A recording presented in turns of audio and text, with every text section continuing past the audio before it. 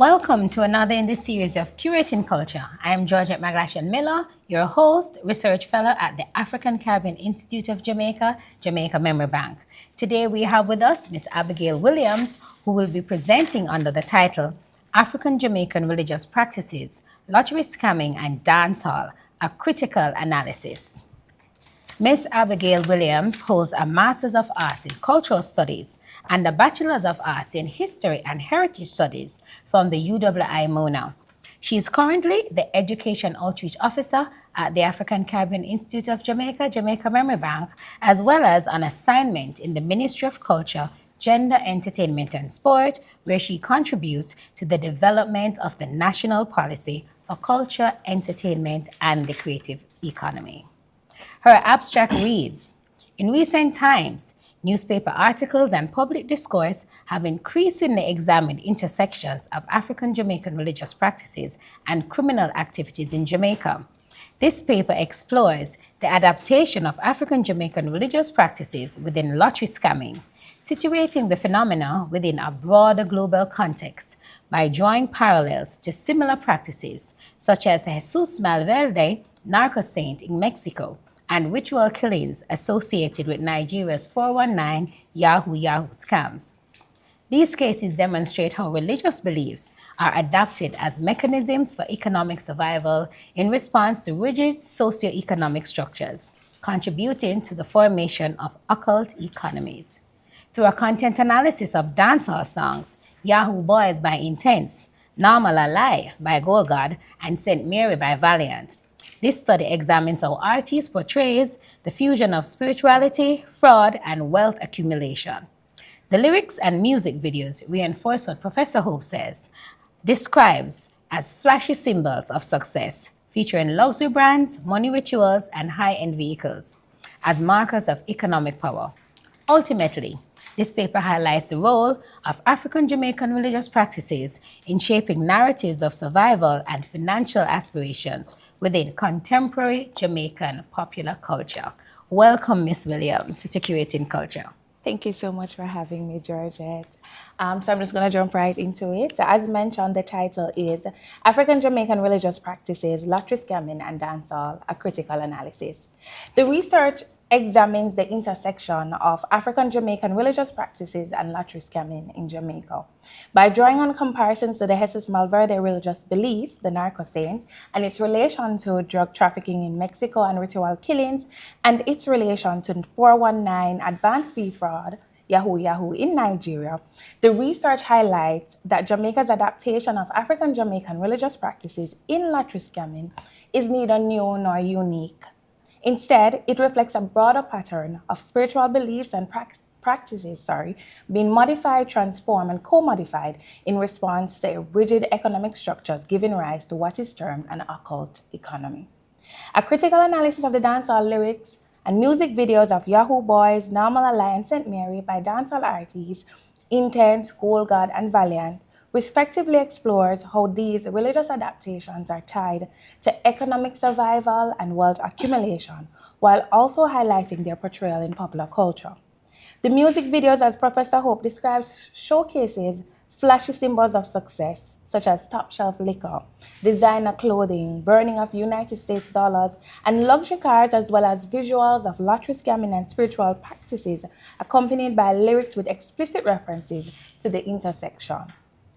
Together, they underscore the intersection of lottery scamming, African-Jamaican spirituality, and the performance of economic wealth in Jamaican popular culture. Now, the forced translocation of Africans to the Americas led to the transformation of African religious practices as we know it now, driven by the need to survive under colonial oppression and white hegemonic structures that sought to demonize them. And even now, we still have some of that today. To endure and survive the everyday lived reality of colonialism and enslavement, these practices were syncretized, blending with new environments while preserving their spiritual essence. De La Torre, 2009, explores this survival ethos. In a conversation with Ochun, the African oration or deity, facilitated through Bembe, and Bembe in Santeria is an opportunity provided to consult with your orators in person when they mount or possess one of their children, usually during that session. And this allows for the gap between the spiritual and the physical world to be bridged, right? And this is similar to spiritual mounting in revivalism, for example, here in Jamaica. And so through this process, he expresses the following concern to the orator Ochun. I'm deeply concerned about how Santeria is changing. Our religious symbols are being given new meanings. What he contextualizes here is the changing aesthetics of religion and spiritual practices. And in response, the African oration notes, do you honestly believe that the Santeria you grew up in is in any way the same way as I'm worshipped in Africa? Of course not. The religion must change to meet the different needs of people. Cuba was not Africa, so the religion, the symbols, the rituals, and the beliefs had to change to face the challenges of a new environment. What is important is the needs and hardships of the believer. This interaction between De La Torre and Ochun highlights the evolving nature of spiritual practices and the interconnectedness between transformation and survival. This transformation was necessary in response to colonial realities, just as later religious adaptations emerged to new realities, new needs, and hardships. Michel et al. 2014 extends this analysis by exploring the Jesús Malverde transformation from a social bandit to a narco-saint in Sinaloa, Mexico, with its integration into the illegal global market of drugs, with its culture of violence and imminent death. The image of the criminal and redeeming saint then represents a form of emerging modernity as evidence of survival, perseverance, and territorialization. Similarly, Josiah 1997 introduces the modernity of witchcraft to explain how sub-Saharan Africa's economic disparities shape discourses on the occult. As London 1993 reinforces this by arguing that witchcraft and its narratives are deeply tied to historical practices of global economic change. These perspectives underscore how economic structures and inequities continue to marginalize working class populations, forcing them to seek alternative economic pathways.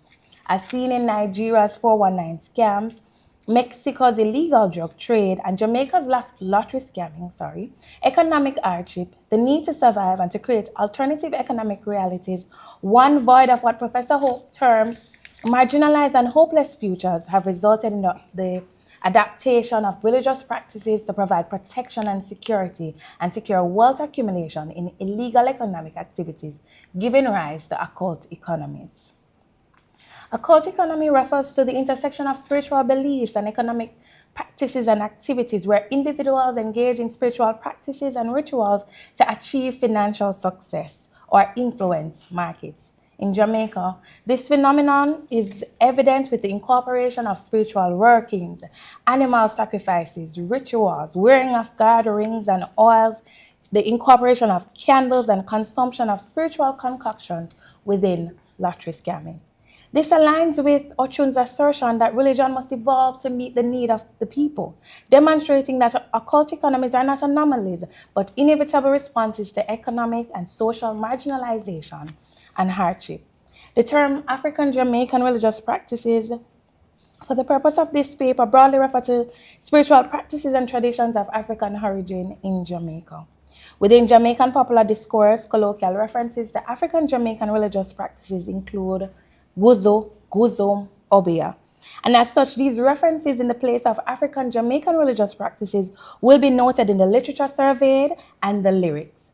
The research examines select African-Jamaican religious practices based on the references in the lyrics.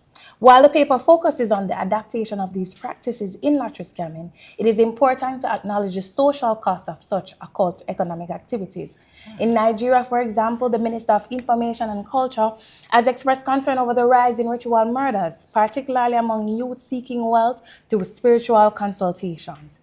In Jamaica, stabbings and deaths have been reported stemming from altercation over gatherings and other related matters. While these economic activities embody a survival ethos, they come with significant social costs that negatively impact on developing states. Lottery scamming is a fraudulent scheme in which scammers use phone calls to deceive clients into wiring large sums of money to Jamaica, often posing as lottery officials from programs like Publishers Clearinghouse, according to Lewis 2018. It is estimated that the scam generates between 30 million Jamaican dollars and 1 billion annually. Originating in St. James, Jamaica in 2007, scammers convince victims they have won prizes but must first pay taxes and transfer fees with funds laundered through remittance services. Although the scam took root in Jamaica in 2007, Professor Hope, citing Blake et al., traces its influence to the mid to late 1990s when 4 Nigerians in Montego Bay introduced Jamaicans to this predatory business model before being deported. Hope argues that this early exposure to this illegal economic activity served as a reference model for the elaborate scheme that later developed. This early transatlantic link between Jamaica and Nigeria remains relevant today, as seen in Intence hit single Yahoo Boyz, which references Nigerian fraud gangs known as Yahoo Boyz and popular Yahoo boy, Deskid Wayne. Jamaica's lottery scamming is somewhat similar to the 419 advanced free fraud, Yahoo Yahoo, that exists in Nigeria. The economic struggles and inequality faced by Jamaica's working class drive the need for alternative opportunities, often outside of traditional economic structures, to meet demands. Activities like lottery scamming come with high risk, including gang extortion, rivalry, imprisonment, and debt, making personal safety critical. The rapid wealth accumulation and associated dangers of spiritual and physical conflict create a need for protection. The incorporation of African-Jamaican religious practices provides security for those involved in this risky, lucrative economy. The other side of the adaptation involves spiritual workings and transaction with spirits, whereby blood, rum, money, and other sacrifices are offered to spirits in exchange for securing the scam/transfer. Wow. That's it? That was a lot to digest. It's very interesting. So there we have it from Miss Williams. A survey of the aesthetics of the music videos highlights the following. So when you look at the first 45 seconds of the hit single Yahoo Boyz, it is dominated by visuals of African-Jamaican religious practices, including the severing of the head of a foal and the sprinkling of the blood of the animal on the artist's gathering, candles enclosing a circle creating a seal. The artist sits in the center of the seal, his garden on hand, dressed in a black turban, and within the seal, the artist has a laptop, which is communicating with a potential client. There are cell phone devices, a spiritual concoction, a bottle of Hennessy, and visuals of spiritual Nigeria, voodoo at excellence.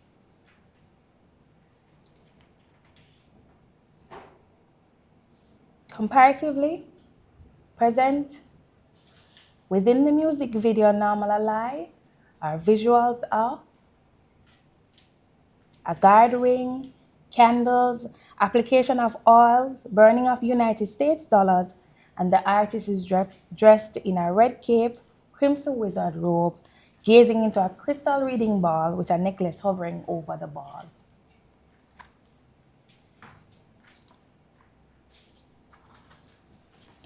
In contrast, while St. Mary includes explicit references to the intersection of spiritual practices and lottery scamming, the music video itself lacks visuals depicting these practices. The following lyrics explicitly connect these visuals to the incorporation of spiritual practices in lottery scamming. So, for the purpose, I am going to go ahead and read the lyrics. So, the first verse and the chorus of the lyrics of Yahoo Boyz are as follows. I saw we do it like Deskid Wayne, Nigeria. Voodoo at excellence, Yahoo Boyz. Money na have estimate, guard up with oil. Ring load up with enough duppy. Leads there, banger there, so with enough so. Dog them there. Dog them there. Large chop and no debate. Mark X with the crown, you know, see the plate. Big food we drag down, make we celebrate. Costa Rica, Espanol, clientele, chop, line, dialing, cash up, that's an instant wiring. I'm so sorry, guys. I was just thinking of the lyrics as I'm reading it. So the following lines are extracts from the lyrics of Nawmal Lie. We make a client send a mill, a dopey do it. You ring down bunny if you don't guard up. You can't hold a skull for no weeks or months. When we load up the guzo, you see the dopey all bout. Left the skull account dry up like I say it have a drought. We outside normal brawling chops. And then the following lines are extracts from the lyrics of St. Mary. We are popping Molly hard with my gun and a drive. We are walking guzo hard and a chop up a line. It's a house on the hill, me a pre-figure by. Yo, me youth for live good and my mommy for smile. We are run couple leads, couple scholar for fine. And I'm clearance bad for my giant for fine. And every money I for pay cause my rub down with aisle. And if the client now pay me, my drive go down at St. Mary. And from I put him name in my shoes, him have to pay me. A 5 million gone pan his zelly. I bring the case at any go bring the Remy, psycho bunny pan my shirt and your pay slip. And so as we are looking at the different elements being incorporated into lottery scamming, I'm going to start with guard rings. Special rings designed specifically as guards, the ornaments of choice are loaded by the spiritual practitioner using various ritual herbs, powders, and animal blood to ward off evil, protect their wearers, and bring luck. However, the power may be diminished if not one manner described by the practitioner. Lottery scammers utilize guard rings for the protection of spiritual and physical well-being, as well as in securing monetary transfers and resources. The ring functions as spiritual and physical protection of one's well-being. Given the risks associated with lottery scamming of imprisonment or premature death, the ring offers protection to scammers from rival factions, gangs, and law enforcement officers and legal institutions in general. The ring, in its capacity of bringing luck, secures the transfer of funds from clients. That is through accessing the spiritual power of the ring. The ring ensures that the client is receptive to and swayed by the lyricism of the scammer, and consequently, enact the transfer of funds to the scammer via various financial institutions and means. Professor Hope notes that the lyricism of scammers can be likened to that of a skilled marketer. Williams, 2022, quoting an African spiritual practitioner here in Jamaica, notes that guard rings must be loaded for a particular reason. If not, it can turn against someone. So it is not a universal guide.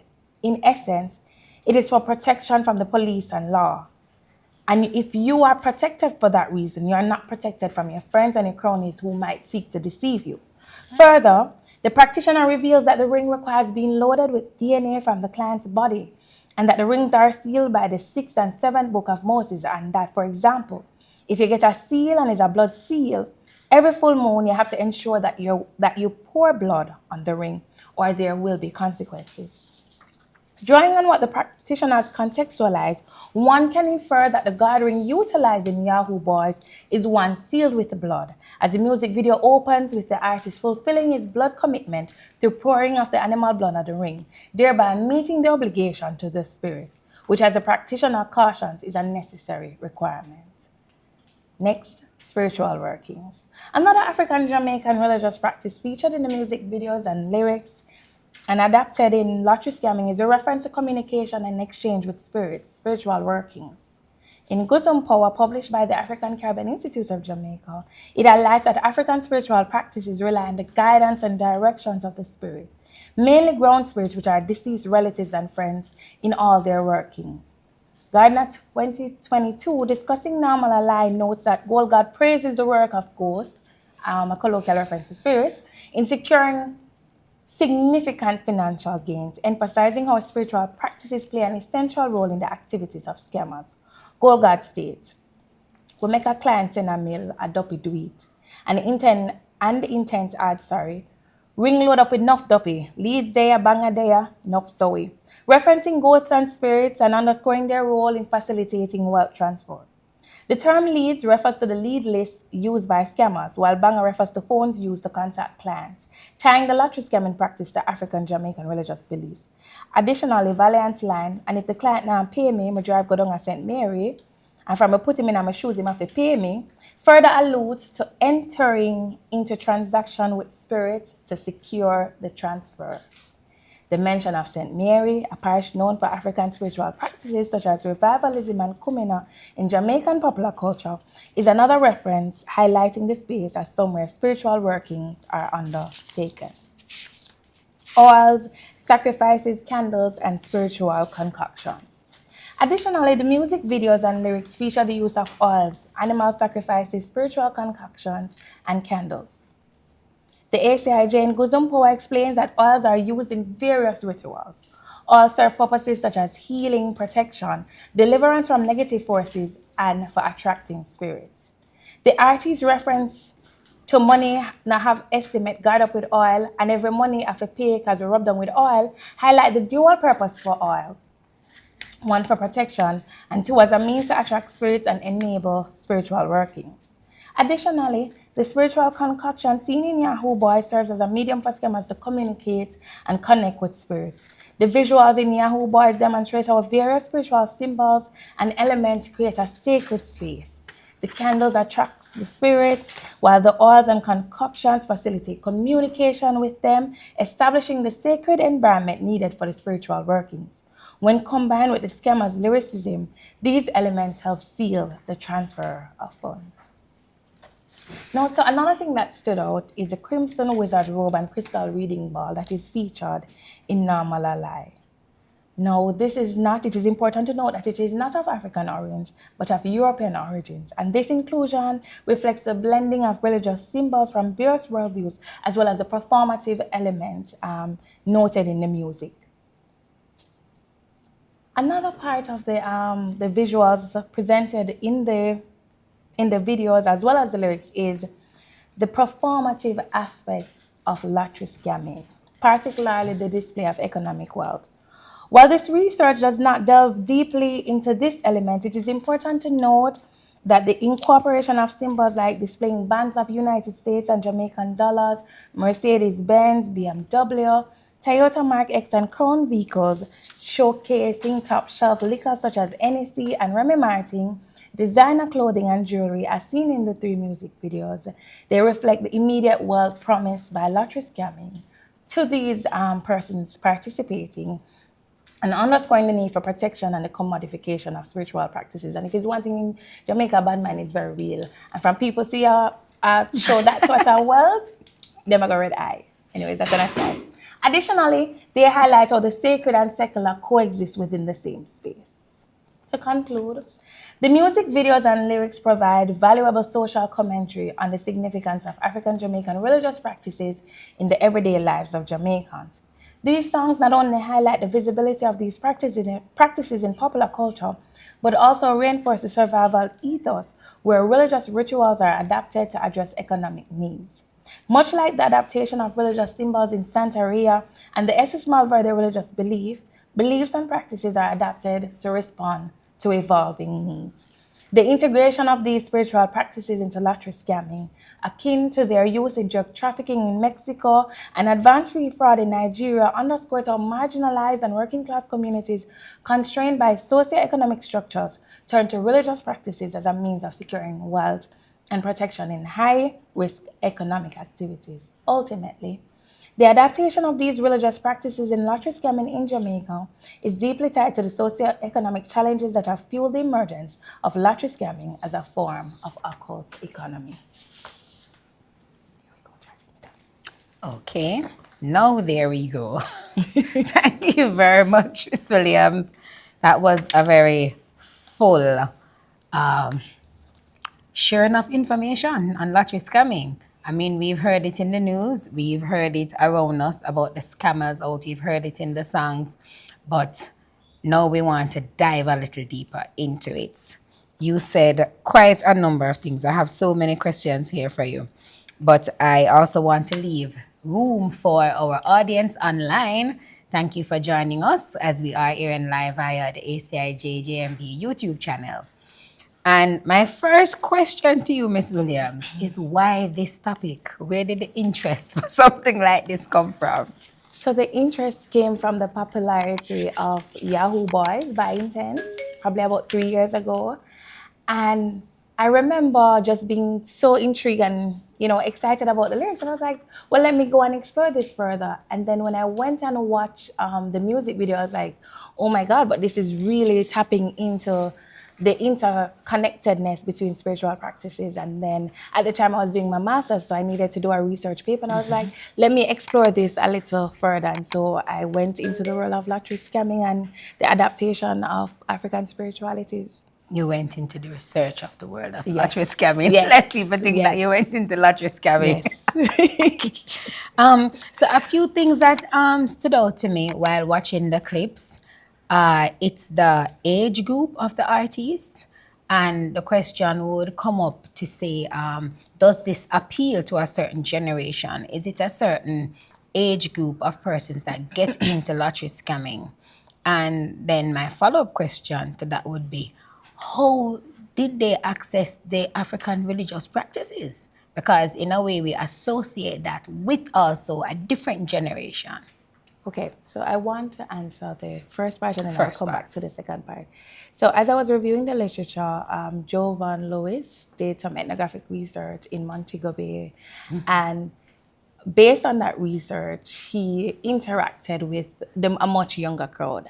I cannot say, I've not done enough research to say what the age range is like, but what I've seen from music videos and what I would have read in that research report is it was predominantly among the young persons. And what that research also highlighted too is that much of the young persons working in the ICT era here Right, in Jamaica call were the ones centers. leaving the call centers and venturing into that scam, which was very interesting to note when I was reading that research. So on the face of it, I would say it probably appeals much more to younger persons, but I would have to do a much more deep dive to see what are the numbers. And we probably could look at the numbers as it relates to extradition to see what the age group is like. Another interesting thing is that this thing started in Montego Bay, a tourist capital city. And, with all the foreign exchange that's coming in, I find it very interesting that Coincidental it that- began in Montego Bay, which leads me also to the language that is used via the cell calls to say, you've just won a lottery, whatever, to get to the client, known as a skull, and that the home language of the scammers, it's not that type of English, it's not that type of accent. So it is performative in a way that you put on a persona Yes. in scamming, in carrying out the scam activity. And then because we are at ACIJ, I am thinking about Anansi, how you are one character and then another character, like a two-faced character. I have one face for me and one face for you to see, that kind of Janus face thing. So tell me about that. I think Professor Hope captures it so eloquently when she likens the scammers to a well-established marketer, because they know their market. I mean, I can only imagine whether knowing this age, the social media, the YouTube, where they would be able to perform and practice the different accents that they would need to use, and just the different syntax and related grammar to be able to convince these persons and speak to them in a language that they fully understand and can relate to, right? So there's that part of it. But then the two-faced part, I mean, it is very evident because they're able to put on the persona to scam and then to take off the persona. Yeah. And it's also interesting that these individuals that are carrying out the scam, they, even though it is an informal, business structure, business model, Economic activity. it takes off the formal business structure because the plethora of call centers that we have. Because, I mean, normal people would say, how could you get scammed? How could you not enter any lottery and somebody call it to tell you win money and whatever? But there's another formal infrastructure that allows a loophole to be there. For example, I was thinking about when you try to get a car for a loan for a car or a loan for anything, you have to put down a deposit for the loan. And it doesn't make sense to the regular Joe, because if I had money, why would I be asking you for money? But the system says you have to put down some security money. And it is the security money that the scammers are pulling in to say, you've won $1 million, but you have to Yes. send tax and insurance of To redeem it. Right. So the system made room for this. then, is what I'm yes, saying. yes. So they didn't invent it from scratch. Right. And also what it shows is that there's some amount of intellectual thinking within this activity, because there are different levels. You have the man on the ground who is actually making the calls, but then you have the one at the higher level who is providing the leads list, right? It's not the common man on the street that's going to have access to lead list, right? So it's so connected. I mean, and you can only imagine the amount of partners at play. And then especially now with the adaptation of African spiritual practices, you have added another layer to it, right? So there was an article in the Gleaner as I was doing this research about Obia Man, of course, a colloquial reference to African spiritual practices, being murdered in the streets of Montego Bay because he had provided a protection to a top scammer that did not protect, right? And so there's no that component of it too, right? So you're managing the spiritual component, but you're also managing the financial component and the remittance service component as well, right? All right, so I'm going to play advocate now. I don't like to say devil's advocate, but this is dancehall in that it creates an economy for its people to survive. Because what we are also talking about are the issues or the environment that led to this. It is, people aren't just being creative without a reason. And I would say scamming is creative in that it is circumventing the traditional business models that are not sufficient to satisfy this generation that has gone into scamming. And it's not that they're lazy, and it's not that they're dunce, because they themselves, through even Valiant's lyrics, Dunce Check, put a brilliant play on dunce. So in our Jamaican colloquial term, we would somebody who is dunce is unintelligent, low intellect. And here you're saying that there is some intellectual work and there's a network. The people who get the sheets, the people who make the calls, the people who collect the money, the people who source the flashy, conspicuous, consumptive things. And people don't acknowledge this. So in Valiant's song, he's saying, don't check. And people think that he's encouraging you not to be in the classroom. But if I were to analyze that song, it is basically saying, you're educated. You went through formal education. I did not. I did not finish. But look at it now. And I think one of the songs said it. There's a song that says that you are not educated, but look who is living large now. You went to the university, you did all of this. And if I am not educated and I can get you to give me your money who is educated, who is dunce? Right. So some of us are not at the back of the classroom, some of us literally at the school gate. You understand, if you were to look at it? So that discussion is raised as well. And people don't want to acknowledge that it is not, and I don't know how to say it, that to say it's not criminal, but it is not unintelligent people who are scamming. Who are engaged in the scam. Right. Definitely. And when you see the amount of money that the scam is able to contribute and generate to the Jamaican economy, it tells a story between 30 million to $1 billion. That's a whole lot of money. Yes. And that money is being spread across different sectors, and just different established structures are benefiting from that resources, even as this is an illegal economic activity. And I think ultimately, though, when you think about it, scammers are just even persons who are going through the traditional route to get to where they want to get to. It's about achieving almost the Jamaican dream, and people wanting, as Valiant would say, to have a house on the hill, wanting to have a little car to move about.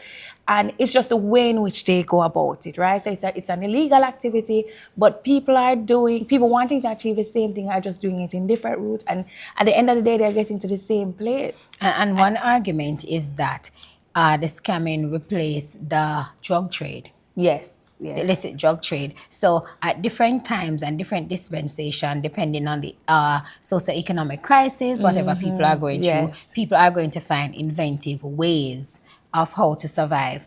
The religious aspect is what you're really focusing on. And it still amazed me that the scammers would go for African religious practices. Seeing their age, I think I usually associate that with older people, and also in more rural communities as well. You know, usually in dancehall, you hear the sacred and the secular coexisting, and you would bless the dance, and you'd hear people talk about God, and especially with Rastafari. But no, Rasta is not included in this as a more popular kind of current Yes. African religious practice. I mean, it went straight back to like Obia, straight back to Kumina, and we see the syncretic aspect. But the thing, why I seem so excited about it is how the technology is brought into the spirituality. You would see a seal, Yes. and the Obia man or the priest or whoever is in the middle of the candles and everything. But now there's a laptop and a phone inside of the seal. Talk to me about that.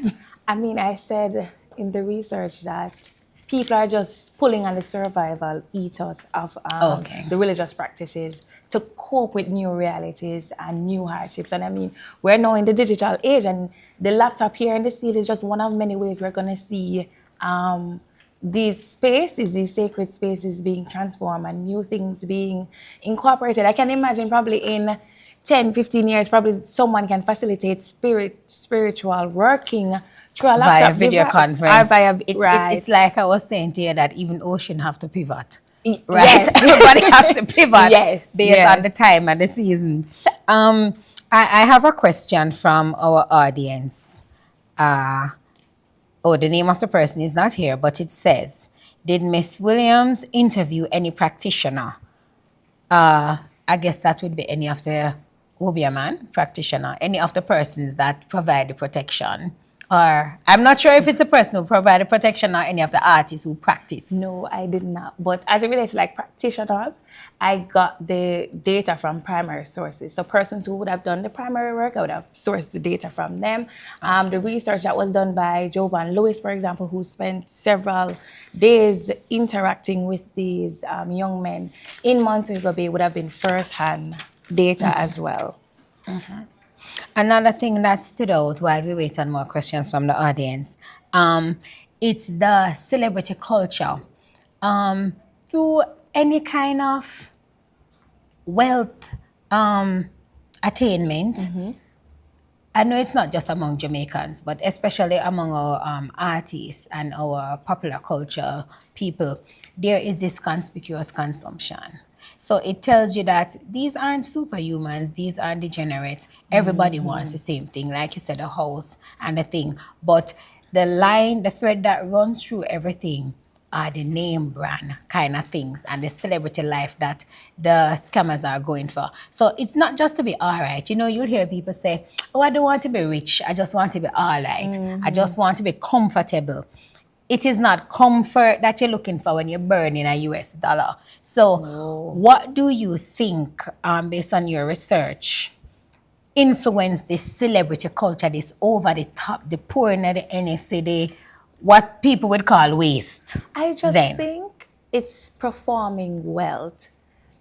I literally just think it's that. When you hear, for example, Valiant says, my Psycho Bunny and my Psycho Bunny shirt is your payroll.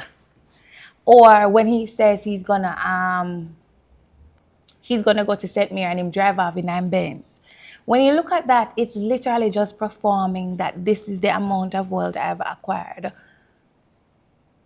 Okay. And just to add to you, I mean, all 3 videos, you see it. Even as they have incorporated some spiritual practices, the overt references, the overt visuals really look at the performance of wealth. So the girls are dancing in front of the Mark X. Gold God is on the top of his Mercedes Benz. It's all about wealth. Okay. We have a ninja guy online who is sending a lot of comments, and he's, well, I'm assuming it's a he, you can never tell when it's online, that the technological realm is spiritual. And in some sense, I can understand that because it's not something, it's not tangible in a way. Okay, so he says the realm is spiritual, it's a liminal space, and that there are already video calls, spiritual work through video calls. He says that. And someone else, Nepo the Don, is asking, is there a parallel between Afro-Voodoo and technology? I'm not sure what that question means when it's a parallel. Maybe Ninja Guy answered it by saying that the technological world is spiritual. And the pouring of the Hennessy is also contractual with the spirits. Did you come across anything like that? Well, we know about libation And a lot of Jamaicans practice that, especially in the dancehall space, inside and outside the dancehall space, where you pour off a little of the liquor without even knowing why, saying that you're feeding the ancestors or you're paying respects. Right? Let me see if there are any more questions online until we get some more questions. What I would want to talk about are the rings and the function of the rings. Because earlier in dancehall, the same conspicuous display of wealth would be seen through the big heavy chains and the big heavy rings. And I've known about guard rings for a while, even without understanding what is a guard ring. And the person I knew that used to wear a guard ring was this young man from Augustown called Baker. And Baker would just like harass the man in the day and kill 2 people, and then just like somebody else and kill 2 other people. And everybody was saying, we can't get him because him guard up from this very famous man, and I don't want to call the very famous man the name, even though he's deceased. But one day, everybody had to come together and get Baker. I don't know if they had to take the ring from him, but tell me how the ring work and how it hold the thing, and how do you differentiate it from other rings? So one I want to start with saying how these things cost. Let's start there. Like the cost for a gathering ranges between 100,000 Jamaican dollars to about 300,000 Jamaican dollars. So in my discussion with Dr. Henry yesterday about gatherings, I learned some very interesting things that, as mentioned, it's a specially designed ring, right? So you don't just randomly pick up a ring off the street, and you can get reference from a practitioner, or you can source it elsewhere, and it's loaded, right? And it typically requires... Explain loaded. When you say it's loaded, what does it mean? Through various rituals and the incorporation of herbs and powders and animal blood, there's some amount of connection and communication with spirits to ensure that the protection that you're seeking is loaded into the ring, right? Okay. And it can be, as I mentioned in my discussion with Dr. Henry, he shared with me yesterday that there can be a need for recharging. For reloading. Well, recharging. Recharging. These rings. And as you would have seen in the visual, for Yahoo Boyz, we saw where it opened with Intence pouring the blood, and that could signify the process or reflect the process of recharging the ring. So it's loaded up, and there are different things that are used to load up the ring, but the ultimate aim is to provide protection. And as I mentioned, it is not a universal protection. It's universal. It's a protection, for a specific thing. Okay. I am looking at the comments from our audience online, and someone commented that Jamaicans use the sprinkling of blood on construction sites as well. A lot of people do that just as a ritual without even understanding what that is, and it just seems like you break a site and it's to get rid of evil spirit, and it's usually a white fowl or something, and you have to put the rum with it as well. Yes, you can pour it on to achieve the same thing. Yes. We also have another comment from Garden Productions. Well, this is a question asking, what about artists who scam and sing about they don't need music and don't like to go to church? I guess he's talking about the people that just scam alone. They're only involved in scamming and not singing about it, and they don't go to church either. I'm not sure. Gordon, clarify. Okay, Ninja Guy says the rings are loaded with very expensive materials. And Garden Productions said that they're also loaded with doppies. Yes. Right. Our spirits. Our specific type of spirit. Our specific spirit.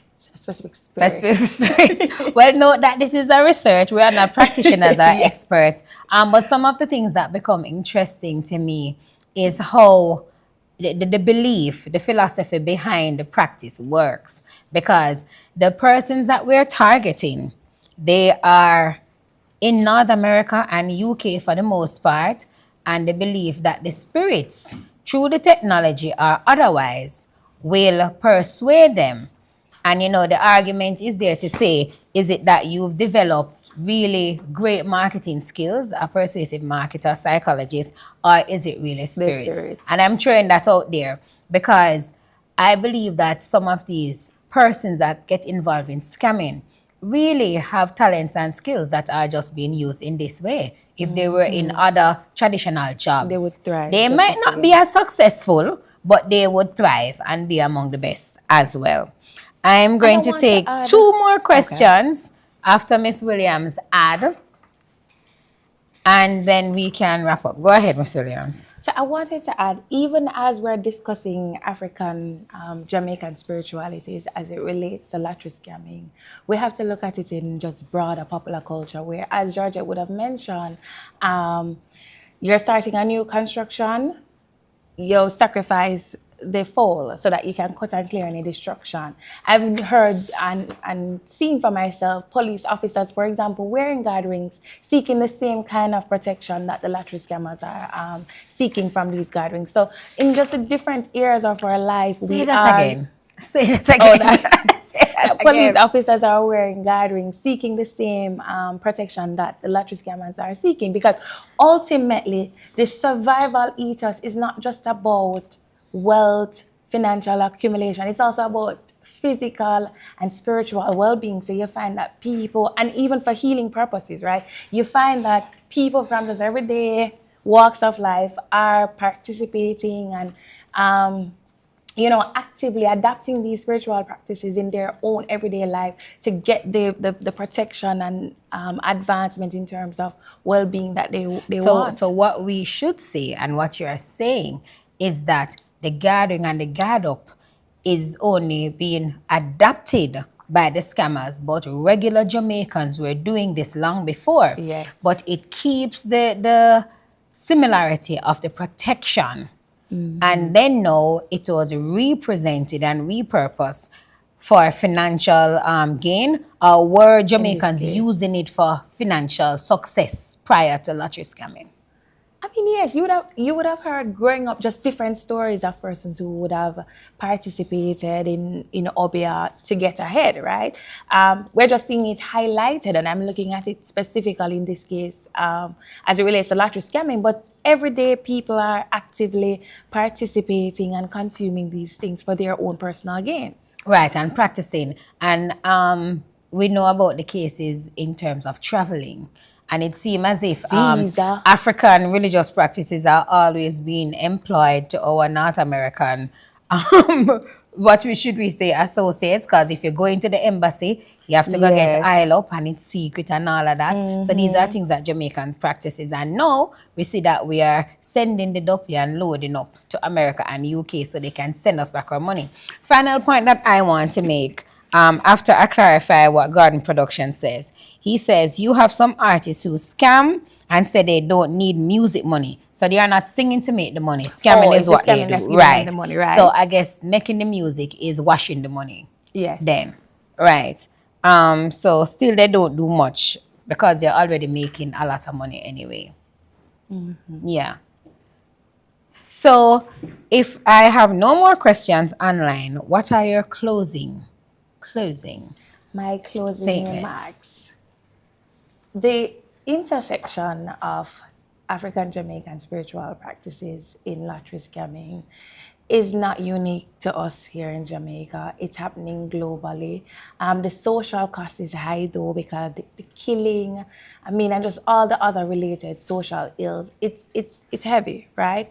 But people ultimately are doing that because in their minds, in their realities, that is the way that they're going to get ahead. That is the way that they're going to get and work outside of these socio-economic structures that they think are holding them back. And I wish I could have, delved some more into the ethnographic research that Jovan Lewis did, because one of the guys he quoted, he literally said it was just about surviving. It was just about putting food on the table. So, we can look from afar and have our comments and our observations, but it's a reality that for some, this is their bread and butter, right? And for others, it's literally just to get more money and get more money, right? But ultimately, the incorporation of the spiritual practices is just to get ahead and just to survive. And that are my closing remarks. Okay, thank you, Miss Williams, for sharing with us. I know the audience online is very excited and you have a lot to say and a lot to do. But we'll try to respond to your comments at a later time because we have a limited time here. And I just want to make a few announcements on behalf of the ACIJ JMB that our upcoming events, we have an event on April the 11th that will be hosted here at the ACIJ JMB office in collaboration with the Colombian Embassy, where we will be having a cultural exchange and we will have some live performance from artists from San Andres. Also, we want to invite you to come and take a look at our Male Fashion in Dancehall exhibition that will be up until June 30th, as well as we're asking you to follow us on our various social media platforms at ACIJ JMB. And we thank you again for coming out to our Curating Culture series. See you next month, the first Thursday in April, that is May. See? And April 1st is gone. So see you on the first Thursday in May. And thanks for having us. Thanks for bearing with us. Thanks for putting up with us. Bye. I love